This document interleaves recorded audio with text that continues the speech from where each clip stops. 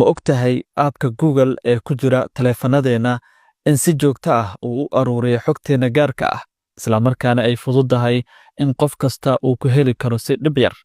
Dhammaanteena waxaynu wax ka baarnaa internetka. Sidaas ay tahay, ma jirto qof jecel waxyaabaha internetka uu ka raadiyey inuu qof kale ogaado. iPhone iyo Samsung labadaba waa uu ku jiraa aabkan.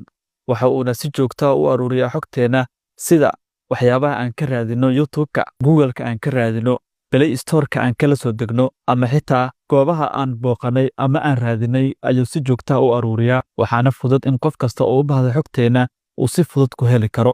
Muuqaalkan waxaad ku daawan doontaan sida looga hortagi karo arrintaasi.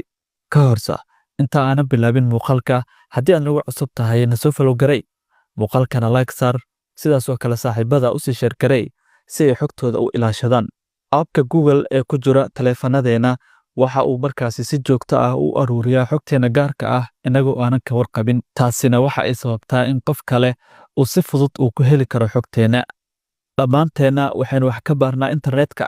Sidaas ay tahay, ma jirto qof jecel waxyaabaha internetka uu ka raadiyey inuu qof kale ogaado. Sidaas awgeed, waxaynu ku qasbannahay inaynu ilaalino xogteena gaarka ah, isla markaana aysan u dusin cid kale. Haddaba si uusan xogteena gaarka ah uusan u helin qof kale, waxaynu sameynaynaa tallaabooyinkan soo socda.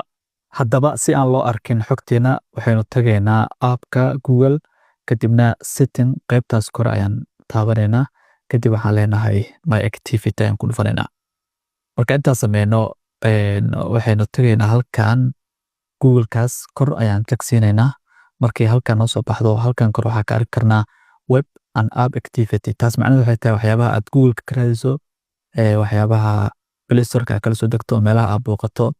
Turn on inta ay meeshaas tahay waa la arki doonaa. Laakiin haddii aad turn off ku dhigto kadib waxa aad internetka ka raadiso cid arki doonto ma lahan. Sidaas awgeed waxaan leenahay web app and activity. Halkan ayaan imaanaynaa, sida aragta waa kana tusaale kale Chrome-ka waxaa ka raadiso kale hadda kadib lama arki doono. Meelaha booqato, Play Store-ka waxaa kala soo degto, waxaas oo dhan lama arki doono. Marka si aad u hubiso, turn off ayaan leenahay markee. Kadibna turn off ayaan leenahay.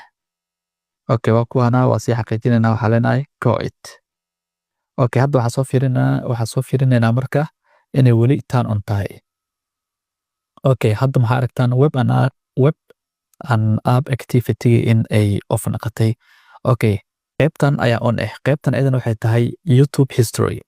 So YouTube history-gan waxay tahay waxyaabaha aan YouTube-ka ka daawano.